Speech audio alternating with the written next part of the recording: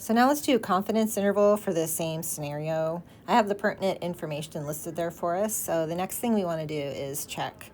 It's a different check for the confidence interval than the hypothesis test. So we want to do the samples separately and make sure we have the success and failure both greater than 10. So for the first sample, our success is 45, and that's greater than 10. And then that means our failure is also 45. So that checks out.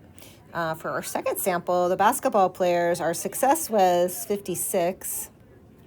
That's greater than 10. And then our failure is going to be 80 minus that.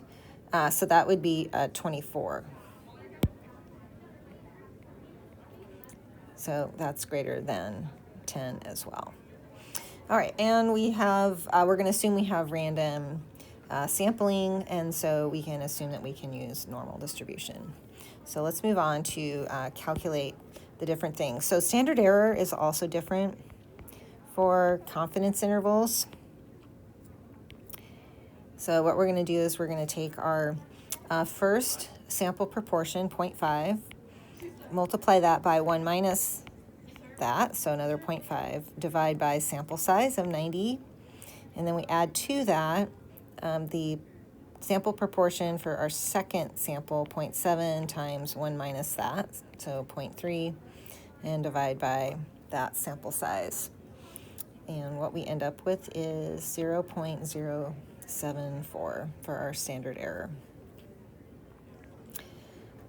All right, so now we can actually calculate the upper and lower endpoints of our confidence interval. We're going to take the difference in the sample proportion, so 0.5 minus 0.7, add and subtract the z-value. So this is a 95% confidence interval, so the z-value is 1.96, and then we multiply that by the standard error.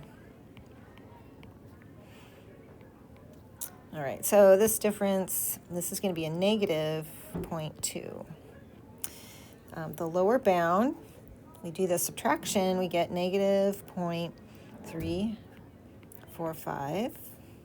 The upper bound, when we do the addition, is a negative 0.055.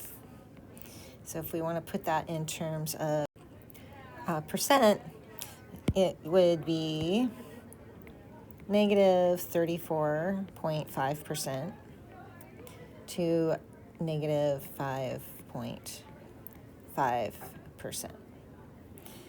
And interpreting that, we would say, is we are 95% confident that the difference in proportion of CC athletes and basketball athletes that can complete a pull-up is between negative 34.5% and negative 5.5%. Since both the lower and upper bounds are negative, it clearly indicates that cross-country athletes can do fewer. The proportion of cross-country athletes that can complete pull-ups is fewer than the proportion, or is smaller than the proportion of basketball athletes that can complete a pull-up.